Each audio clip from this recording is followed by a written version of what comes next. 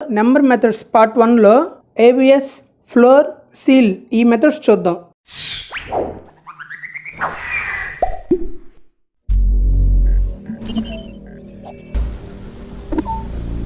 Video ఎక్కడ skip చేయకండి. మీరు స్కిప్ చేస్తే మంచి ఇంపార్టెంట్ పాయింట్స్ మిస్ అవుతారు. సో వీడియో మొత్తం చూడండి. అలాగే మన ఛానల్లో డైలీ ఒక వీడియో అప్లోడ్ చేస్తాము. మెథడ్స్ అంటే ఏమీ లేదు, ఆల్రెడీ కోడ్ రాసిన దాన్ని మనం వాడుకోవడం. ఈ మెథడ్స్ ద్వారా నెంబర్స్ పైన ఆపరేషన్స్ చేస్తాం ఆర్ క్యాల్కులేషన్స్ చేస్తాం. మెథడ్స్ అంటే ఖచ్చితంగా పెరాన్సిస్ లో ఉంటుంది. లైక్ ఇది చూడండి, మనం పెరాన్సిస్ లో పారామీటర్స్ పాస్ చేస్తాము. పారామీటర్స్ అంటే ఇది మెథడ్ కి ఇన్పుట్ లాంటిది. మనం పంపించిన పారామీటర్ ఆర్ ఇన్పుట్ ని అది ఫంక్షనింగ్ చేసి మనకి అవుట్పుట్ ని ఇస్తుంది. మనం ఆల్రెడీ ప్రింట్, ఇన్పుట్, టైప్, ఇంట్, ఫ్లోట్, కాంప్లెక్స్ ఇలాంటి బిల్ట్ ఇన్ మెథడ్స్ వాడాం కదా. వాటి లోపల మనం పాస్ చేస్తాం కదా, అవే పారామీటర్స్. సపోజ్ ఇన్పుట్ లో యూజర్ నుంచి ఇన్పుట్ ఇస్తాం కదా, అదొక పారామీటర్. ప్రింట్ లో మనం ఏది ప్రింట్ చేయాలో అది ఇస్తాం కదా, అదొక పారామీటర్. టైప్ లో మనం డేటా టైప్ కనుక్కునే దానికి ఇస్తాం కదా, అదొక పారామీటర్. సో ఇలా మనకి కొన్ని built in methods and module methods ఉన్నాయి. వాటిని యూజ్ చేసుకొని మనం నెంబర్స్ ని ప్రాసెసింగ్ చేస్తాం ఆర్ మనకి కావాల్సిన రిజల్ట్ ని తెచ్చుకుంటాం. మాడ్యూల్ మెథడ్స్ అంటే ఏం లేదు,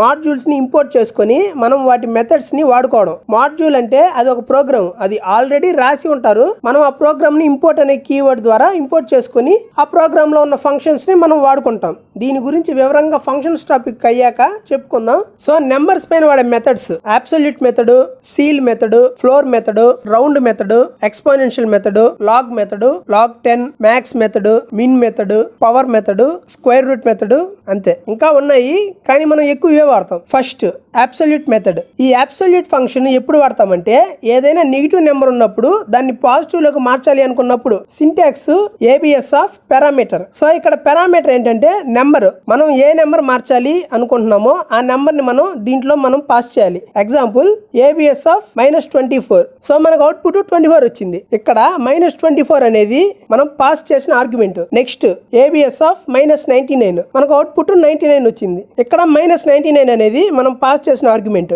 నెక్స్ట్ ఏబిఎస్ ఆఫ్ -67. సో మనకి అవుట్పుట్ 67 వచ్చింది. ఇక్కడ -67 అనేది మనం పాస్ చేసిన ఆర్గ్యుమెంట్. ABS of 86.5. అవుట్పుట్ చూడండి 86.5 వచ్చింది. అంటే మనం పాజిటివ్ వాల్యూ ఇస్తే పాజిటివ్ వాల్యూ వస్తుంది, నెగిటివ్ వాల్యూ ఇచ్చినా పాజిటివ్ వాల్యూ వస్తుంది. సో ఇది మనం వాడేది నెగిటివ్ నుంచి పాజిటివ్ కి మార్చడానికి. సో ఇప్పుడు కాంప్లెక్స్ నెంబర్ కి అబ్సల్యూట్ మెథడ్ అప్లై చేద్దాం. ABS of -3 + 4j. సో ఇప్పుడు అవుట్పుట్ చూడండి 5.0 వచ్చింది. మీరు 3 + 4j ఎక్స్పెక్ట్ చేస్తుంటారు, బట్ కాంప్లెక్స్ కి అబ్సల్యూట్ మెథడ్ వాడితే మనకి మ్యాగ్నిట్యూడ్ ఆఫ్ కాంప్లెక్స్ నెంబర్ ఇస్తుంది. సో మ్యాగ్నిట్యూడ్ ఫార్ములా ఏమీ లేదు, simple square root of a² + b², అంతే. సో ఇక్కడ ఏ అంటే రియల్ నెంబరు, బి అంటే imaginary number of complex number. So ఇక్కడ స్క్వేర్ రూట్ ఆఫ్ 3² + 4². 3² + 4² ఎంత?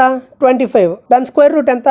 5. సో రిజల్ట్ 5 వచ్చింది. మీకు ఇంకో చిన్న విషయం, ఇప్పుడు నేను 2 స్టేట్మెంట్స్ రాస్తాను, దాంట్లో మీకు ఒక చిన్న ఇన్ఫర్మేషన్ తెలుస్తుంది. ABS of parameter. ఇక్కడ ఏబిఎస్ ఫంక్షన్ లో పారామీటర్ అని ఉంది చూడండి, ఇది మెజర్మెంట్. ABS of 34. ఇక్కడ ఏబిఎస్ ఫంక్షన్ లో 34 ఉంది. ఇక్కడ 34 ని మనం ఆర్గ్యుమెంట్ అంటాం. సో మెజర్మెంట్ కి ఇచ్చే వాల్యూని ఆర్గ్యుమెంట్ అంటాం, ఆ మెజర్మెంట్ ని పారామీటర్ అంటాం. ఇప్పుడు వేరియబుల్ లో స్టోర్ చేసిన నెంబర్ కూడా అబ్సల్యూట్ ఫంక్షన్ ఇలాగే వర్క్ అవుతుంది. ఎగ్జాంపుల్ చూడండి, a = -10. ABS of A.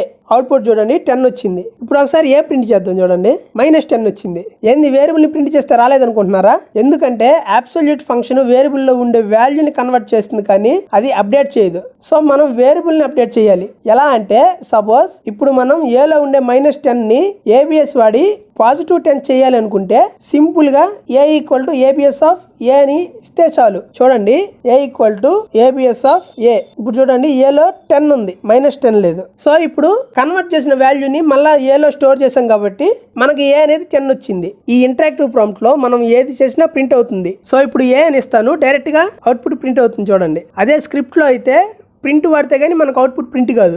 Script అంటే తెలుసు కదా, ఫైల్లోకి వెళ్ళి న్యూ ఫైల్ కొట్టి రాసి ఎగ్జిక్యూట్ చేస్తాం, అదే. దాని గురించి ముందు చెప్పుకుందాం. Next seal function. ఈ సీల్ ఫంక్షన్ ఎప్పుడు వాడతామంటే ఏదైనా ఒక నెంబర్ కి రౌండ్ చేసి దాని నియరెస్ట్ లార్జెస్ట్ ఇంటీజర్ ని పొందడానికి. ఇది ఎగ్జాంపుల్ తో అర్థమవుతుంది. ఎగ్జాంపుల్ మామూలుగా సీలింగ్ అంటే ఏంది, మన ఇంట్లో టాప్ లో ఉండేది. అలాగే ఇక్కడ సీల్ ఫంక్షన్ అంటే మనం ఇచ్చిన వాల్యూకి టాప్ వాల్యూని కనుక్కుంటుంది. ఇది మనం ఎక్కువ ఫ్లోటింగ్ పాయింట్స్ నెంబర్ కి వాడతాం, దానికే అవసరం పడుతుంది కూడా. ఎగ్జాంపుల్ 7.3 తీసుకోండి. 7.3కి దగ్గరలో ఉన్న లార్జెస్ట్ ఇంటీజర్ ఏంటి? 8. సో ఇప్పుడు 8.5 తీసుకోండి. 8.5కి దగ్గరలో ఉన్న లార్జెస్ట్ ఇంటీజర్ ఏంటి? 9. ఈ విధంగా సీల్ ఫంక్షన్ ఉపయోగపడుతుంది. ఈ సీల్ ఫంక్షన్ లో మనం ఒక పారామీటర్ పాస్ చేస్తాం, అది నెంబర్. ఆ నెంబర్ పైన ఈ సీల్ ఫంక్షన్ వర్క్ అవుతుంది. ఈ సీల్ ఫంక్షన్ కి సింటాక్స్ చూడండి, సీల్ ఆఫ్ పారామీటర్. ఇక్కడ పారామీటర్ అంటే మనం ఇచ్చే నెంబర్, ఆ నెంబర్ పైన సీల్ ఫంక్షన్ వర్క్ అవుతుంది. మనం ఏ నెంబర్ కి సీల్ వాల్యూ కనుక్కోవాలనుకుంటున్నామో ఆ నెంబర్ ని మనం దాంట్లో పాస్ చేయాలి. ఈ సీల్ ఫంక్షన్ ని మనం వాడుకోవాలంటే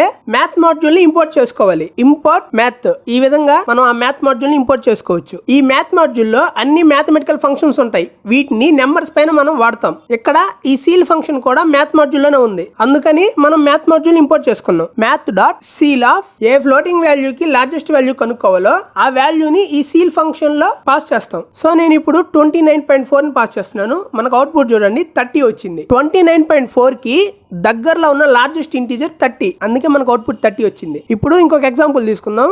మ్యాథ్ డాట్ సీల్ ఆఫ్ 5.9 6 వచ్చింది. 5.9 కి దగ్గరలో ఉన్న largest integer 6. Next math dot seal of 9.1. ఈ 9.1 కి దగ్గరలో ఉన్న largest integer 10. Next math dot seal of 16.5. ఈ 16.5 కి దగ్గరలో ఉన్న లార్జెస్ట్ ఇంటీజర్ 17. ఫర్ ఎగ్జాంపుల్ 3.1 3.2 3.3 3.4 3.5 3.6 3.7 3.8 3.9 వీటన్నిటికి సీల్ వాల్యూ 4. ఎందుకంటే వీటన్నిటికి దగ్గరలో ఉన్న నియరెస్ట్ లార్జెస్ట్ ఇంటీజర్ 4. సపోజ్ ఒక వాల్యూకి ఒక డెసిమల్ పాయింట్ వాల్యూ పెరిగినా దాని సీల్ వాల్యూ దాని నియరెస్ట్ లార్జెస్ట్ ఇంటీజర్. ఇప్పుడు ఒక ఎగ్జాంపుల్ చూద్దాం. Math dot seal of 9.0001. దీని అవుట్పుట్ చూడండి 10 వచ్చింది. సో ఇక్కడ చూడండి చిన్న పాయింట్ పెరిగినా దాని seal value nearest largest integer వచ్చింది. దీన్ని బట్టి మీకు అర్థమై ఉంటుంది సీల్ ఫంక్షన్. ఈ సీల్ ఫంక్షన్ కి ఇంటీజర్ పాస్ చేస్తే ఇంటీజర్ అవుట్పుట్ గా వస్తుంది. ఎందుకంటే దీనికి డెసిమల్ పాయింట్ ఏమీ లేదు కాబట్టి. It works on floating point only. So ఇప్పుడు ఒక నెగిటివ్ ఫ్లోటింగ్ పాయింట్ వాల్యూ ఇచ్చి చూద్దాం అవుట్పుట్ ఎలా వస్తుందో. Math dot seal of -29.8. Output చూడండి -29 వచ్చింది. ఎందుకంటే -29.8 కి నియరెస్ట్ లార్జెస్ట్ ఇంటీజర్ వచ్చి -29, అందుకే -29 వచ్చింది. అంటే నెగిటివ్ వాల్యూస్ లో రివర్స్ ఉంటుంది కదా, -30 కన్నా -29 పెద్దది కదా. సో అందుకని -29 ఇక్కడ వచ్చింది. ఇప్పుడు ఇంకొక ఎగ్జాంపుల్ తీసుకుందాం. Math dot seal of -4.4. Output చూడండి -4 వచ్చింది. ఎందుకంటే దాని నియరెస్ట్ లార్జెస్ట్ ఇంటీజర్ -4 కాబట్టి. ఈ సీల్ ఫంక్షన్ కాంప్లెక్స్ నంబర్స్ కి వర్క్ అవ్వదు. ఒకసారి చూద్దాం ఉండండి. Math dot seal of 2 + 3j. Output చూడండి ఎర్రర్ వచ్చింది. కాంప్లెక్స్ నెంబర్ మీద ఈ సీల్ ఫంక్షన్ వర్క్ అవ్వదు. ఎందుకంటే కాంప్లెక్స్ నెంబర్స్ కి సీల్ కనుక్కోలేం. ఈ సీల్ వాల్యూకి ఒక వేరియబుల్ ఇచ్చుద్దామా. ఏలో నేను ఒక ఫ్లోటింగ్ పాయింట్ వాల్యూ స్టోర్ చేస్తున్నా. Next math dot seal of ఆ వేరియబుల్ నేమ్ ఇచ్చా. అవుట్పుట్ వచ్చింది 9. అంటే 8.5 కి నియరెస్ట్ లార్జెస్ట్ ఇంటీజర్ 9 కాబట్టి. సో దీంట్లో వేరియబుల్ పాస్ చేసినా వాల్యూ పాస్ చేసినా ఎలా చేసినా అవుట్పుట్ అదే వస్తుంది. Next function floor. ఈ ఫ్లోర్ ఫంక్షన్ అనేది సీల్ ఫంక్షన్ కి ఆపోజిట్. ఇది మనం ఇచ్చిన నెంబర్ కి ఫ్లోర్ వాల్యూని రిటర్న్ చేస్తుంది. అంటే నియరెస్ట్ స్మాలెస్ట్ ఇంటీజర్ వాల్యూని. సింటాక్స్ చూడండి, floor of parameter. So parameter as usual మనం ఏ ఫ్లోటింగ్ పాయింట్ కి ఫ్లోర్ వాల్యూ కనుక్కోవాలో ఆ వాల్యూని పాస్ చేయాలి. సో మనం ఈ ఫ్లోర్ ఫంక్షన్ కూడా వాడాలంటే మ్యాథ్ మాడ్యూల్ ఇంపోర్ట్ చేసుకోవాలి. ఇక్కడ ఆల్రెడీ మనం ఇంపోర్ట్ చేసుకున్నాం కాబట్టి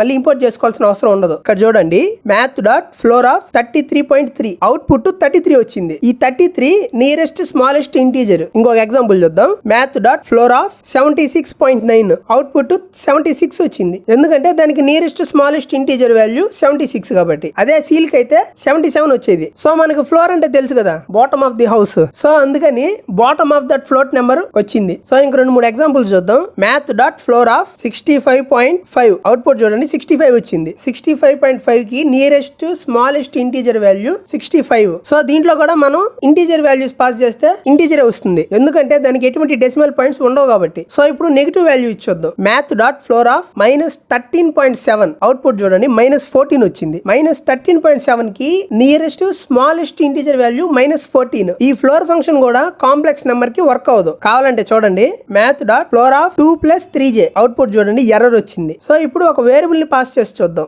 a = 0.8. ఈ a ని ఫ్లోర్ ఫంక్షన్ కి పాస్ చేద్దాం. Math dot floor of a. Output చూడండి 0 వచ్చింది. ఎందుకంటే ఈ 0.8 కి నియరెస్ట్ స్మాలెస్ట్ ఇంటీజర్ వాల్యూ 0 కాబట్టి. ఇంకా మనకి మెథడ్స్ ఉన్నాయి, అవి నెక్స్ట్ వీడియోలో చూద్దాం. సబ్స్క్రైబ్ చేయండి, లైక్ చేయండి, షేర్ చేయండి. డౌట్స్ ఏమైనా ఉంటే కామెంట్లో పెట్టండి.